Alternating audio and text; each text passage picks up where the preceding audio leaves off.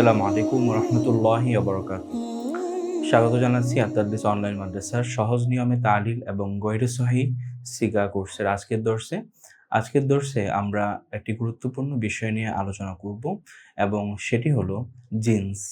আমরা যখন আরবি কোনো শব্দের তাহকিক করি তখন সেখানে আমাদেরকে ৭টি জিনিস লিখতে হয়। একটি হলো সিগা, একটি হলো বহস, আরেকটি হলো মাজদার মাদ্দা। এরপর মাদ্দার পর আমাদেরকে যে জিনিসটা লিখতে হয় সেই জিনিসটা হলো জিন্স।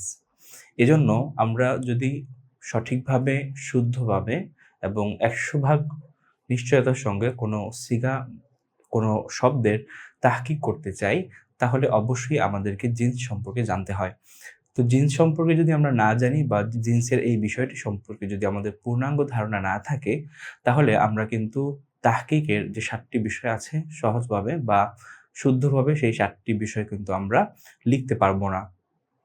এজন্য আরবি শব্দের জিন্স জানা এটা খুব গুরুত্বপূর্ণ একটি বিষয়, যারা আরবি ভাষায় পারদর্শিতা অর্জন করতে চায় তাদের জন্য।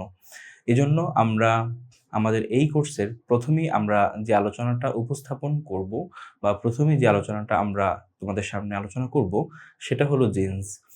জিন্সের বিষয়টা যদি ভালোভাবে আয়ত্ত হয় তাহলে অবশ্যই তাহকিকের যে বিষয়টা আছে ৭টা বিষয়, সেই ৭টা বিষয় খুব ভালোভাবে পারা যাবে এবং জিন্স নির্ণয় করতে গিয়েই বেশিরভাগ সময় আমরা হিমশিম খেয়ে যাই বা সমস্যায় পড়ি।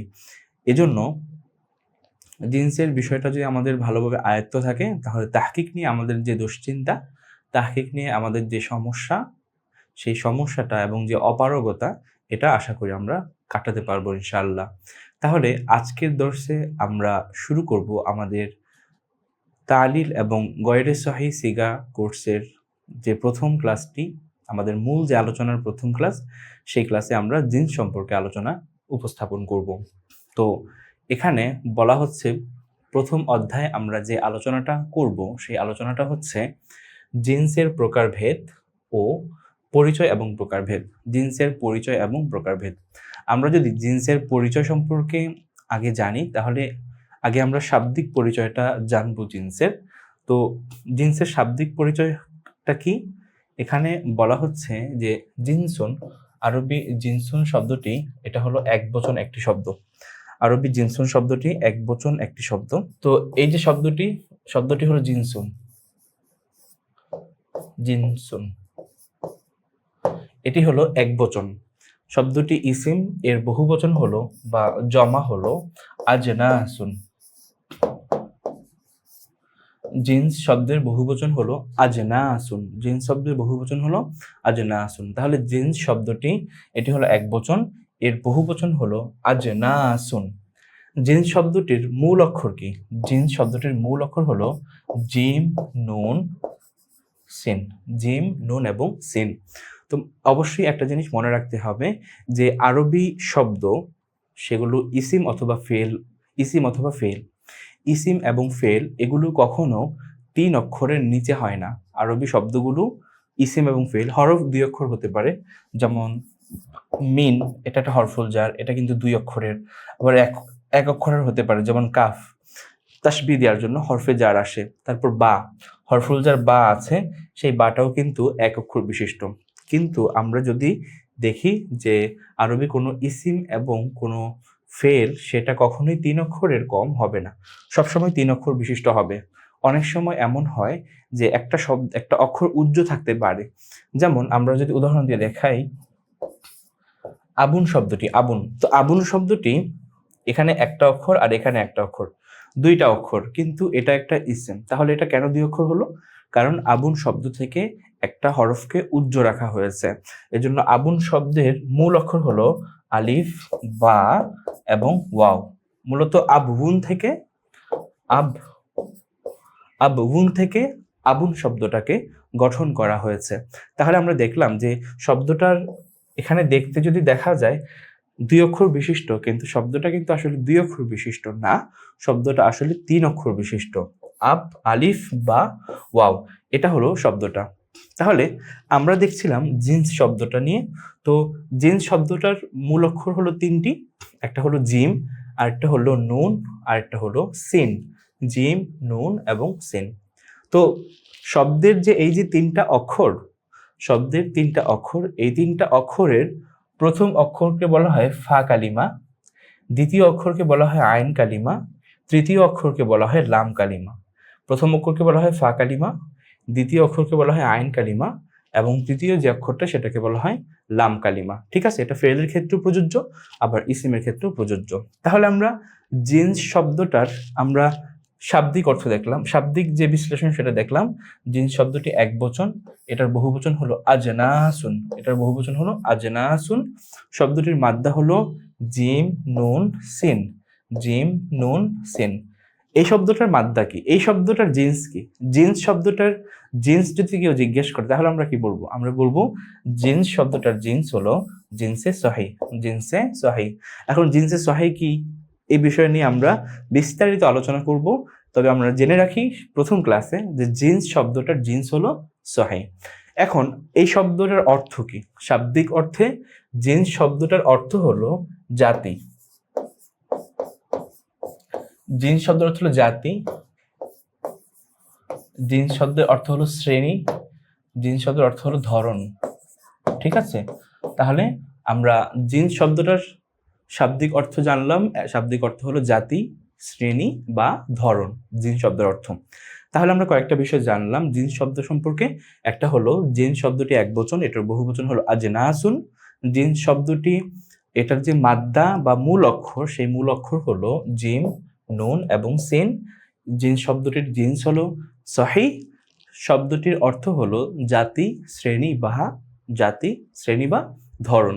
তাহলে আমরা জিন্স শব্দ সম্পর্কে বিস্তারিত জানলাম, পরিচয়টা শাব্দিক পরিচয় জানলাম। এবার আমরা জানবো জিন্স শব্দটির পারিভাষিক পরিচয়। অর্থাৎ আমরা তো আলোচনা করছি তালিলের ক্ষেত্রে এবং গয়রে সহি সিগার ক্ষেত্রে জিন্স শব্দটা বা ইলমুস সরফে জিন্স শব্দটার অর্থ কি।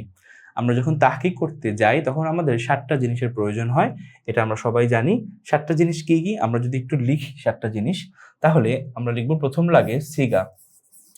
একটা বক্তব্য, একটা শব্দের তাহকিক করার জন্য আমাদের 7টা জিনিস দরকার হয়, 7টা জিনিস দরকার হয়।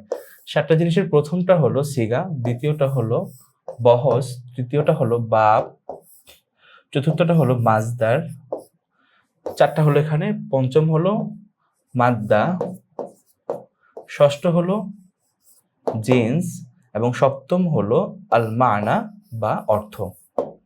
ঠিক আছে, তাহলে তারকিব করতে গেলে, তাহকিক করতে গেলে আমাদেরকে এই 7টা জিনিস লিখতে হয়।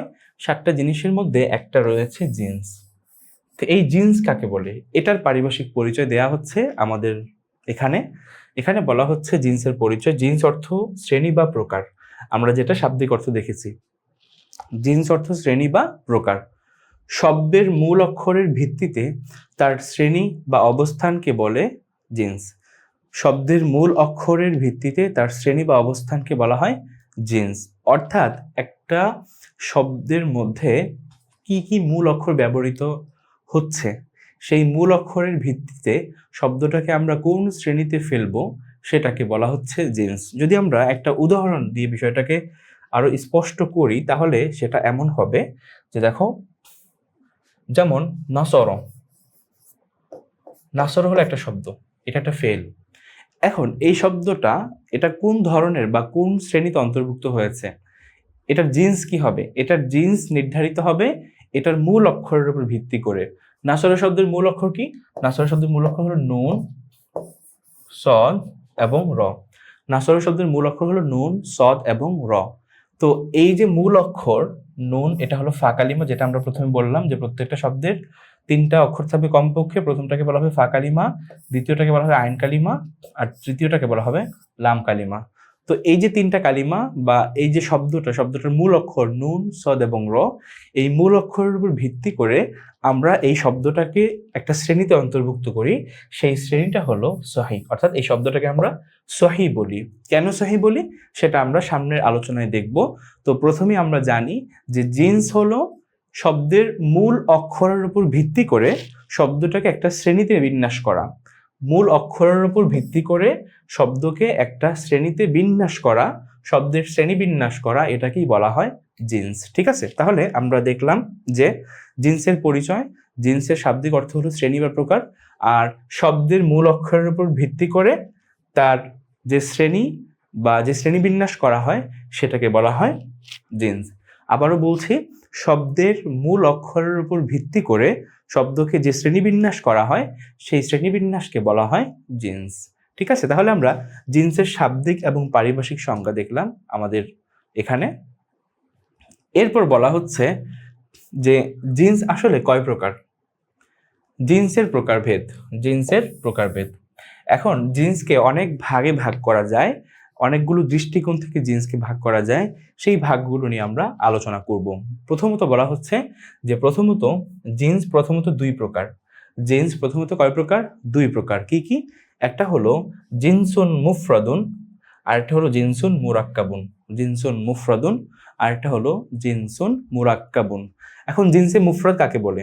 আমরা যদি জিনসে মুফরদ এখান থেকেই জিনসে মুফরদের পরিভাষাটা জানতে চাই, তাহলে আমরা দেখবো এখানে বলা হচ্ছে জিনসুন, আরেকটা হলো শব্দটা হলো মুফরদ। মুফরদ মানে কি? মুফরদ মানে হলো একক বা একটা। তাহলে জিনসে মুফরদ মানে কি? জিনসে মুফরদ মানে হলো যেই শব্দের মধ্যে একটা মাত্র জিন্স থাকবে তাকে বলা হবে জিনসে মুফরদ। আর জিনসে মুরাক্কাব হলো, মুরাক্কাব মানে আমরা জানি যে একাধিক কোনো কিছু মিলে মুরাক্কাব হয়। তাহলে জিনসে মুরাক্কাব মানে হলো এমন জিন্স যে শব্দে দুই ধরনের জিন্স পাওয়া যায়। শব্দের মধ্যে যদি দুই ধরনের জিন্স পাওয়া যায় তাহলে সেটাকে বলা হয় জিনসে মুরাক্কাব, আর শব্দের মধ্যে যদি এক ধরনের জিন্স পাওয়া যায় তাহলে সেটাকে বলা হয় জিনসে মুফরদ। এখন এখানে উদাহরণ দেওয়া হয়েছে দুইটা। একটা হলো ওয়াজাদা শব্দটা, ওয়াও জিম এবং হলো দাল, এটা মিলে হয়েছে কি? ওয়াজাদা। এখন এই যে ওয়াজাদা শব্দটা, এই ওয়াজাদা শব্দটার মধ্যে একটা জিন্স আছে, আর আরেকটা শব্দ এখানে বলা হয়েছে রআ। আরেকটা শব্দ লেখা হয়েছে সেটা হলো রআ।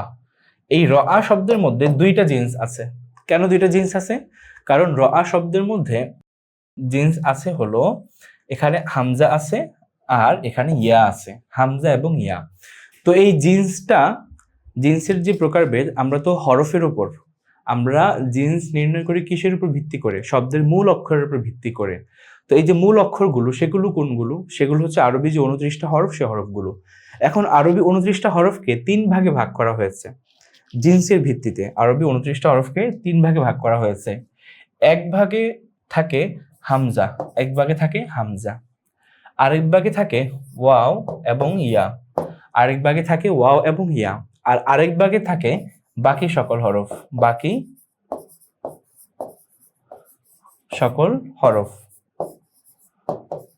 অর্থাৎ বাকি 26টি হরফ। বাকি যে 26টি হরফ আছে সেই হরফটা নিয়ে একটা ভাগ। তাহলে আলিফ হামজা নিয়ে একটা ভাগ, ওয়াও ইয়া নিয়ে একটা ভাগ, আর একটা ভাগ হলো বাকি 26টা হরফ নিয়ে। এখন যেই শব্দে আমরা দেখলাম যে একটা শব্দ ওখানে লেখা হয়েছে ওয়াজাদা, তাহলে এই যে ওয়াজাদা শব্দের মধ্যে কি পাওয়া গেছে? ওয়াও পাওয়া গেছে। তাহলে ওয়াজাদাটা হলো এই শ্রেণীর মধ্যে অন্তর্ভুক্ত। ঠিক আছে, যেহেতু একটা ওয়াও পাওয়া গেছে, একটা হরফে ইল্লাত, তাহলে হামজাকে বলা হয় মাহমুজ, এটা আলোচনা আসবে সামনে। ওয়াও ইয়াকে বলা হয় হরফে ইল্লাত, আর এগুলোকে বলা হয় বাকি 26টা, এগুলোকে বলা হয় হরফে সহি। তাহলে ওয়াজাদা এর মধ্যে কি পাওয়া গেল? এর মধ্যে একটা জিন্স পাওয়া গেল, যেহেতু এখানে ওয়াও পাওয়া গেছে। দেখো এখানে ওয়াও একটা জিন্স পাওয়া গেছে। আর আরেকটা শব্দ বলা হয়েছে সেটা হলো রআ, এখন রআ শব্দের মধ্যে আমরা দেখলাম হামজা পাওয়া গেছে, আবার ইয়া পাওয়া গেছে। তাহলে হামজা হলো এক ধরনের জিন্স, আবার ইয়া হলো আরেক ধরনের জিন্স। তাহলে রআ শব্দের মধ্যে কয় ধরনের জিন্স পাওয়া গেল? 2 ধরনের জিন্স পাওয়া গেল। এজন্য এই রআ শব্দটার জিন্স হলো জিনসে মুরাক্কাব। আর ওয়াজাদা শব্দের মধ্যে যেহেতু একটা জিন্স পাওয়া গেছে, এজন্য ওয়াজাদা শব্দের জিন্স হলো জিনসে মুফরদ। তাহলে আমরা আশা করি বিষয়টা স্পষ্ট হয়েছে যে জিন্স হলো প্রথমত 2 প্রকার। একটা হলো জিনসে মুফরদ, আর একটা হলো জিনসে মুরাক্কাব। জিনসে মুফরদ হলো যে শব্দের মধ্যে একটা জিন্স পাওয়া যায় আর এক ধরনের জিন্স পাওয়া যায়, আর জিনসে মুরাক্কাব হলো যে শব্দের মধ্যে একাধিক জিন্স পাওয়া যায়। এরপর এখানে বলা হচ্ছে জিনসে মুফরদ, এটা 4 প্রকার। জিনসে মুফরদ কয় প্রকার? 4 প্রকার। জিনসে মুফরদ অর্থাৎ যে শব্দের মধ্যে এক ধরনের জিন্স থাকে সেই জিন্স, সেটা হলো 4 প্রকার। 4 প্রকার কি কি? একটা হলো সহিহ, একটা হলো মাহমুজ, একটা হলো মুতাল, আর একটা হলো মুদাআফ। তাহলে 4টা জিন্স আমরা দেখলাম, জিনসে মুফরদের 4টা প্রকার। একটা হলো জিনসে সহিহ বিশুদ্ধ, আরেকটা হলো মাহমুজ হামজা যুক্ত, আরেকটা দেখলাম মু'তাল হরফে ইল্লাত যুক্ত, আরেকটা দেখলাম মুদাআফ বা দ্বিগুণ। মুদাআফ মানে দ্বিগুণ। তাহলে জিনসে মুফরদের 4টা প্রকার আমরা এখানে দেখলাম। একটা হলো সহিহ, আরেকটা হলো মাহমুজ, আরেকটা হলো মু'তাল, আরেকটা হলো মুদাআফ। এই 4টা প্রকার। এখানে মনে রাখতে হবে যে আমরা আমাদের এই কোর্সে যে আলোচনাগুলো করব, এই আলোচনাগুলো সবকিছু মুখস্থ করে ফেলতে হবে এবং এগুলো বেশি বেশি চর্চা করতে হবে। কোরআন শরীফ থেকে, হাদিস শরীফ থেকে বেশি বেশি চর্চা করতে হবে, ইজরা করতে হবে। ঠিক আছে? তাহলেই কেবল আমাদের এই কোর্সের যে উদ্দেশ্য, অর্থাৎ একজন শিক্ষার্থীকে, একজন তালিবুল ইলমকে গয়রে সহিহ সিগা এবং তালিলে পারদর্শী করে তোলার যে উদ্দেশ্য, সেই উদ্দেশ্যটা তখনই কেবল সফল হবে, সেই উদ্দেশ্যটা বাস্তবায়ন হবে। এজন্য আমরা এখানে যা আলোচনা করব সব আলোচনাগুলো মনে গেঁথে নিতে হবে, যেন জিজ্ঞেস করলে সঙ্গে সঙ্গে সেটা পারা যায়। আমরা আশা করি আজকের ক্লাসটা আপনাদের কাছে স্পষ্ট হয়েছে এবং আজকে আমরা যে বিষয়গুলো নিয়ে আলোচনা করেছি সেগুলো আপনাদের কাছে আনন্দময় মনে হয়েছে। আমরা সামনের দর্শগুলোতে এই বিষয় সম্পর্কে আরো ধারাবাহিকভাবে আলোচনা নিয়ে আসবো ইনশাআল্লাহ। আল্লাহ রাব্বুল আলামিন আমাদের পড়াশোনাকে তলাবুল ইলম হিসেবে কবুল করুন, আমিন। আসসালামু আলাইকুম ওয়া রাহমাতুল্লাহি ওয়া বারাকাতুহু।